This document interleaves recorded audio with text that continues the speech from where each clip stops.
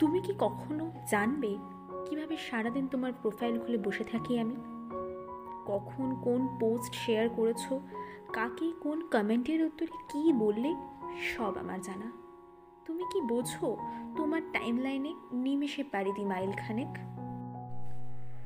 তোমার ছবির পাশে ওই গ্রিন ডটটা না দেখলে ছটফট করি, কখন একটা পোস্ট শেয়ার করবে, করলে বুঝবো তুমি অনলাইন। তোমায় অনলাইন দেখলে মনে হয় আমার লাইফ লাইন চলছে। তুমি জানবে না কখনো, বুঝবেও না। এই পাগলামো তুমি বুঝেই বা কি করবে?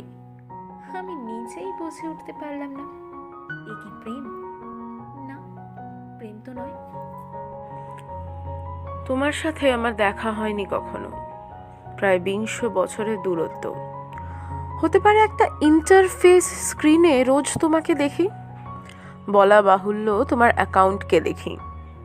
তোমার বিষয়ে কত খবর, কখনো লিঙ্ক আপস, কখনো বিজয় বন্দনা। দেখতে ভালো লাগে, শুনতেও ভালো লাগে, কখনো কখনো খুব খারাপও লাগে। তারপরেই মনে হয় আমার খারাপ লাগা ভালো লাগাতে তোমার যায় আসেই বাকি।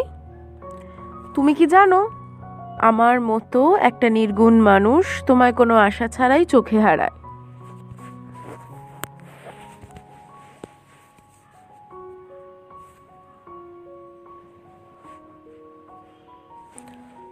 তোমার ইনস্টাগ্রামে আমি ফলো করি না, ফেসবুকেও না, তবে নিয়মিত তোমার আপডেটটা দেখি।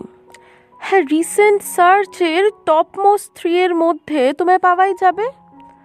তোমাকে স্টক করি না, কিন্তু তোমার ইনস্টা স্টোরি, এফবি আপডেটস এসবের জন্য হ্যাঁ হাঁ করে বসে থাকি। নেহাতি টুইটার অ্যাকাউন্টটা নেই, না হলে টুইটগুলোও দেখতাম। ছাড়ো, এসব তোমায় বলে কি হবে? তুমি কি আদেও জানো? অজানারা সব জেনে গেছে। তাই বলছি, আর কথা বাড়িয়ে লাভ নেই। ভালো থেকো। 2 দিন হয়েছে তুমি না ইনস্টা স্টোরি দাওনি, বড্ড ছটফট করছি। একটা ইনস্টা স্টোরি দেবে প্লিজ। আর এফবিতেও তো তুমি কোনো আপডেট দাও না। ঠিক আছে, এফবিতে না দিলেও হবে, কিন্তু ইনস্টা স্টোরিটা তো দাও প্লিজ। 2 দিন হতে চললো, আমি কিন্তু অপেক্ষায় আছি।